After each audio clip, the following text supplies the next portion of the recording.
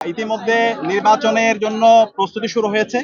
আমরা আশা রাখবো যে নির্ধারিত সময়ের মধ্যে যেন নির্বাচন সংগঠিত হয় এবং নির্বাচনটা অবশ্যই ফ্রি, ফেয়ার এবং ক্রেডিবল হতে হবে।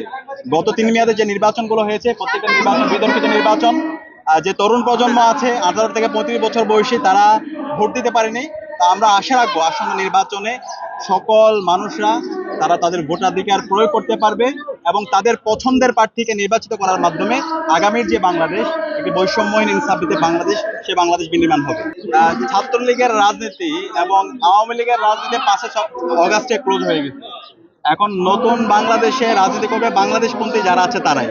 সুতরাং বাংলাদেশপন্থী যারা আছে সবাই অক্ষমত আছে একটা ফ্রি ফেয়ার ক্রেডিবল ইলেকশনের ব্যাপারে। তো আমরা আশা রাখছি সকল রাজনৈতিক দল এবং অংশীজনরা এই জায়গায় সহযোগিতা করবে এবং একটা উৎসবমুখর পরিবেশে আসন্ন নির্বাচন সংগঠিত হবে এবং ভোটাররা নির্বিঘ্নে ভোট দিবে। তাদের পছন্দের প্রার্থীকে নির্বাচন করার মাধ্যমে তাদের আকাঙ্ক্ষা, তাদের প্রত্যাশা সেটা পূরণ হবে।